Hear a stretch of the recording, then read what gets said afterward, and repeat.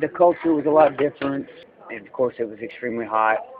Didn't really rain a whole lot. There was very little rain. When it did rain, it rained tremendous amounts for 1 or 2 days, and then it would quit and rain again for several months. The culture itself was very underdeveloped compared to what we have. The people didn't, some of them didn't even have homes. They lived in tents, and they just moved around a lot.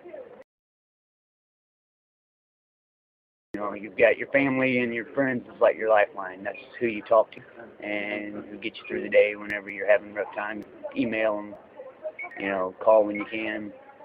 I would call home and talk to my kids at least twice a week, and then I would just randomly throughout the week I would call somebody different, talk to them and chat.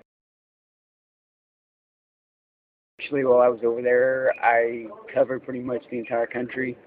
Just because of the position that I was holding at the time while I was there, we went to every location to check the status of troops and see what, see if they needed anything, see if they needed supplies, and just check the morale. There were several places that we went, that would be considered like what they call a green zone, where there's not much fighting going on.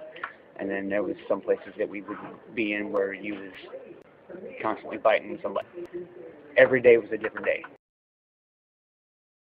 It was a whole different atmosphere coming back because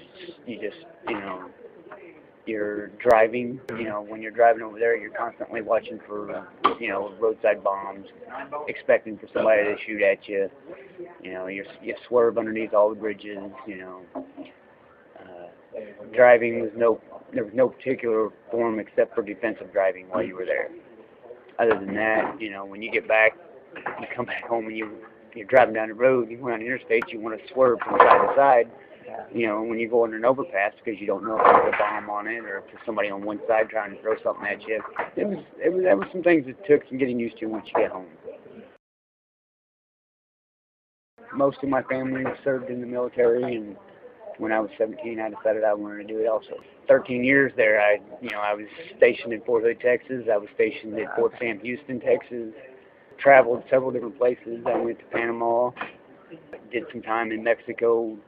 My battalion took a complete field hospital to Mexico for 90 days, and we set up a field hospital down there and treated all the locals with any type of medical treatment they needed, including veterinary care. That's back when I was in the medical field.